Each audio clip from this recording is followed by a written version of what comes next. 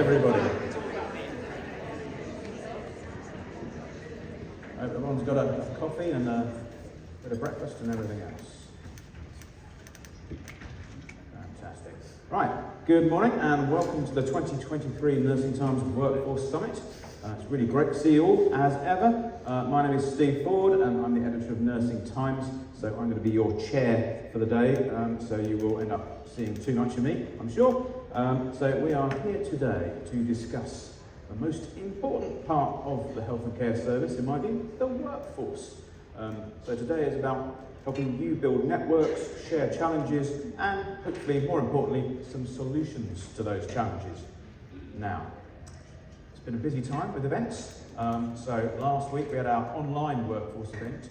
So hopefully to whet your appetite for today, if you attended that, thank you very much, and I hope you enjoyed it. Had some great sessions, all of which you can watch back on Swapcard or the Nursing Times website, in case you missed them. And for those of you who are based in England, it was also the CNA Summit last week as well, so there was lots happening. So that's where Dame Ruth May announced the priorities for her new strategy, along with measures to take back control of public health nursing, and a lot more besides. Nursing Times is the exclusive media partner for the summit, and again, you can find all the headlines from that on the Nursing Times website. So yeah, absolutely brilliant event that was. So, back today. This is the 6th Nursing Times Workforce Summit, unbelievably, and it's great to have returned to this venue again, and I'm very glad that this event is now firmly established in the Nursing Times calendar. Now, 2023 is also a very special year, of course. It's the 75th anniversary of the NHS back in July, which means we are very much celebrating the contribution of generations of nurses and midwives since 1948. So thank you to them, and thank you to you. So, as I said, this is our 6th year running this event, so it's given me a bit of a feel from all the people like yourselves in the room every year on how things are going and what the workforce headlines are that we publish. So I think it's fair to say that it continues to be an incredibly tough time for all working in health and social care, and winter, of course, is just around the corner, and we don't know quite how that's going to pan out. We've got enduring workforce pressures, of course, and the legacy of the pandemic, which are two of the major issues, not events, can't call them events really, but issues that are obviously front and centre. However, since I stood here last year, we've had some key developments that suggest some hope is on the horizon, and that we'll be discussing later on this morning. During the summer, and after a bit of a wait, we had the NHS England long-term workforce plan published. And we learnt last week that a nurse, namely Professor Mark Bradford, who we'll be hearing from in a minute, is going to be a core part of the leadership team delivering that plan, which is absolutely brilliant news. And like I said earlier, the CNO held her summit last week and revealed 7 priorities for her integrated nursing strategy, of which one of her enablers is people and workforce development, which is obviously also really good news and chimes very much with what we're going to be talking about today. Of course, these only concern England. There's a lot more work going on in Wales, Northern Ireland and Scotland as well, where everyone's got their own workforce challenges and solutions.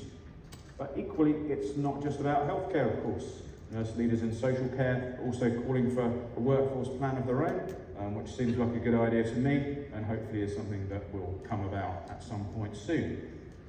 Other challenges affecting the recruitment, retention and well-being of nurses are harder to directly impact, of course. For example, things like the cost of living crisis and global market pressures.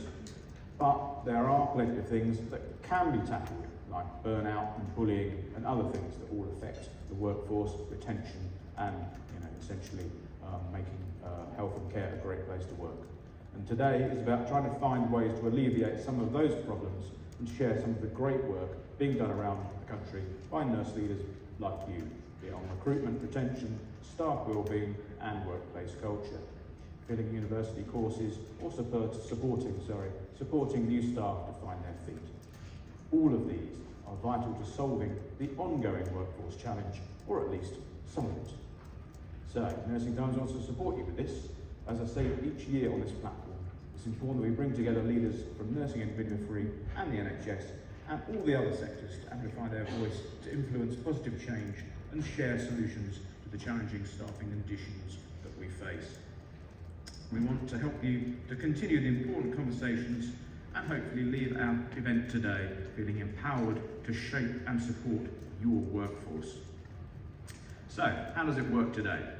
As I said, we'll soon be kicking off with a fabulous keynote speaker, and we'll also be finishing the day with one too. At the end of the day, we're going to be hearing from Anne Casey, MBE, who's going to be talking about the importance of safe staffing. We've also got a great panel session devoted to the NHS Workforce Plan coming. But you'll be pleased to hear that the emphasis for most of today is going to be about being interactive, with lots of group discussions on key workforce questions. The idea is that you have a more useful experience that way than just listening to lots of people like us. So these ideas exchange workshops are designed to allow you to network with colleagues and consider key questions around a theme under the guidance of our expert facilitators. This is a great opportunity to offer insight into your own initiatives and be part of the solution to wider challenges. Details on what to cover are in your guides, but we'll be covering 4 basic themes, starting this morning with education preceptorship, then after lunch turning to recruitment, both national and international, followed by retention, wellbeing, CPD, and equity, diversity and inclusion. So, at the start of each workshop theme, you'll be invited to choose the subject that interests you the most and go and join the relevant table. They're all colour-coded, again, to guide you, and it should be in your guides what the colours for each of the discussion points are. Members of the Nursing Times team will be around to help you if you need it. So, among an array of different topics, today's content will focus on, for example, placements, apprenticeships, flexible working, and the role of technology. But there's much, much more than that as well. That's just a few things that I've picked out. So, a mix of constant and current topics, I hope that you'll enjoy. Now, some quick reminders on resources available to you. As I said, we held the virtual part of the summit last week and recorded all the sessions, so you can refer to Swapcard, the digital events platform that we're using to watch back any of those. And if you're a Nursing Times subscriber, you can also find them on the Nursing Times website. Now, important thank yous. I'd like to thank our sponsors for the Nursing Times Summit Awards.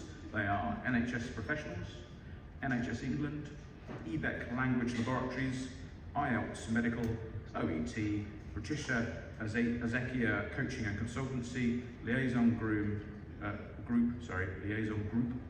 Limitless Nurses, and Yeovil International Recruitment.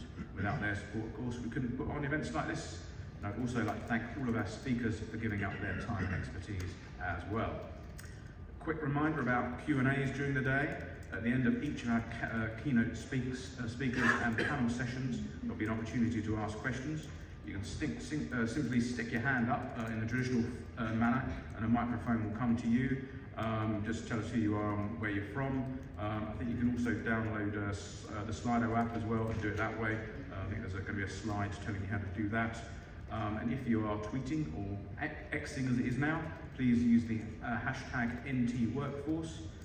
In terms of timings, lunch is at 12:15, so important one that, 12:15 for lunch, with coffee breaks in between. And the summit itself, we aim to finish by around 4:45, but we'll see how the timings go, of course, but 4:45. Now, I know some of you will be joining us in the evening for the Nursing Times Awards, not the Nursing Times Awards, the Nursing Times Workforce Awards, in fact. Too many awards this year. Nursing Times Workforce Awards. So if you'll have a bit of time to relax and get ready before the awards, when the drinks reception start at quarter to 5, I believe, the first drinks reception is for that. So that's just about enough from me. You can find all the information I just flagged in your events guides, and I hope you have a brilliant day. So very shortly we'll be hearing from our first keynote speaker of the day, who is Professor Mark Radford from NHS England. As Deputy Chief Nursing Officer England, as previously mentioned, he has now got a big new hat to wear with the workforce plan. Today he's going to be talking to us mostly about enhancing the public perception of the nursing profession. So the way society views nursing plays a pivotal role in attracting new talent.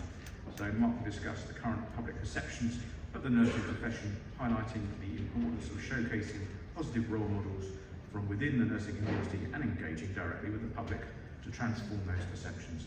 So thank you very much, and please give a warm welcome to Mark. Thank you.